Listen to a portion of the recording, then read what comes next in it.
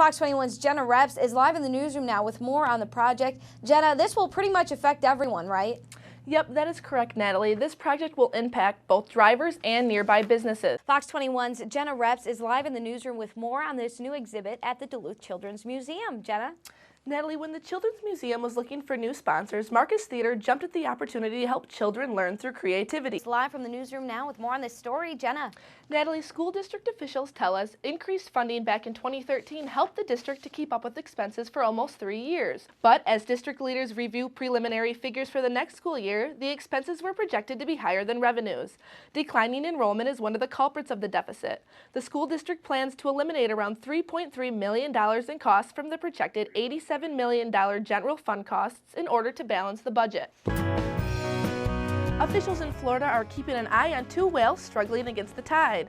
The mom and calf's travels are also catching the eyes of local residents who are watching their every move. Dan Billow explains. It's not uncommon for dogs to be used as therapy animals, but at a veterans home in Salt Lake City, Utah, they do things a little differently. Meet Charlie the red kangaroo. For about a year, Charlie has served as a therapy animal at the William E. Christofferson Veterans Home. He is also taking trips to special education classes and hospice care facilities. The red kangaroo is only about a year old, and he'll soon be full grown.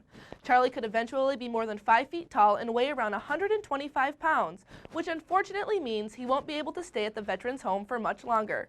The Utah Red Cross will honor Charlie next month for his service.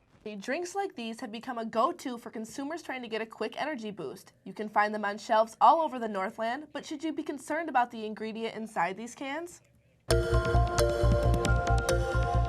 Mike Letica is in charge of running several convenience stores. His stores have continued using more shelf space to stock and sell energy drinks.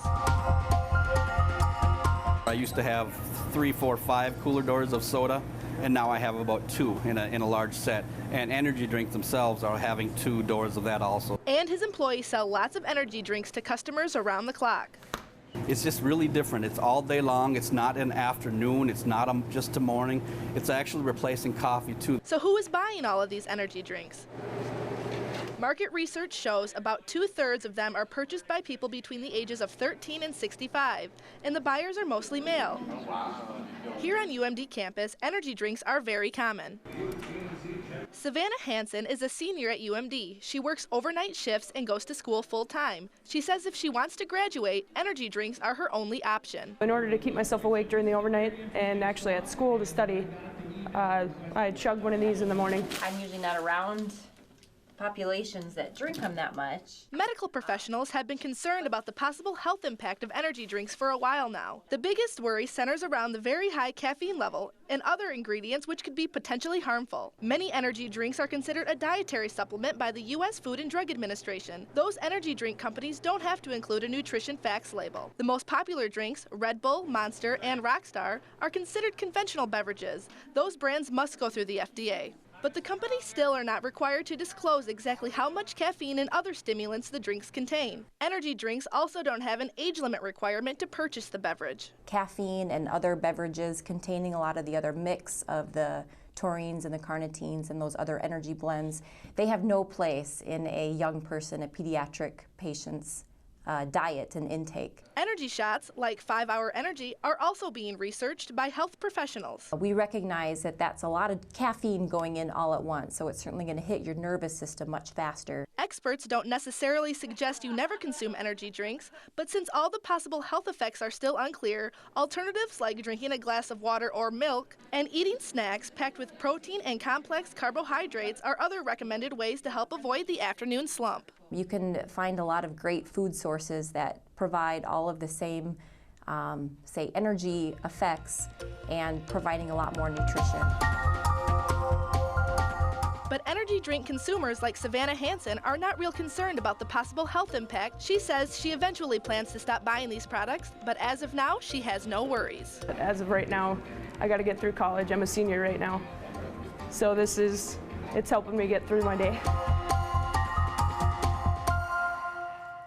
The University of Wisconsin-Superior has a scholar program named after the memory of Dr. Ronald McNair, an astronaut who was killed in the NASA Space Shuttle Challenger.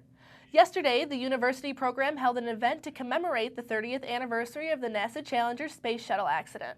After Dr. McNair's untimely death, his family, the U.S. Department of Education, and Congress came together to start the McNair Scholars Program in his memory. Students who are accepted into the program have to complete an intense summer research program, graduate record examination prep, and graduate school's admissions prep. Every year we have different number of applications. It would range between 20 and 30, sometimes a little more than that. And out of that, we choose 12 students that we can pay for the following summer. I got to speak with one of the students who has already been accepted into North Dakota State University's PhD program. Jasmine Farmakis, a forensic chemistry student at UWS, has received an early acceptance letter to NDSU, and it's all thanks to the help she received during her time in the McNair Scholars Program. I came from a really poor background, and everyone always told me that I wouldn't really have a shot in life. During today's commemoration, Jasmine received a gift for all her hard work and future successes. She is a true role model for all students looking to get involved in the McNair Scholars Program. It's just great people trying to help. They're,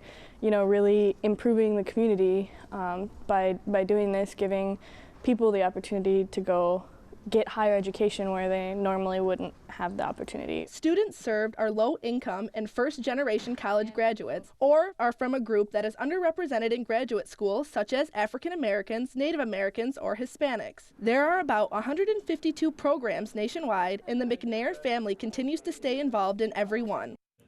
The 168 students who have participated in the McNair program have graduated with a bachelor's degree. Of those, 58 have completed a master's program or PhD program, and 31 are currently enrolled in master's or PhD programs. For more information about the McNair Scholars Program, please contact Dr. Francis at McNair at uwssuperior.com or by phone at 715-394-8043.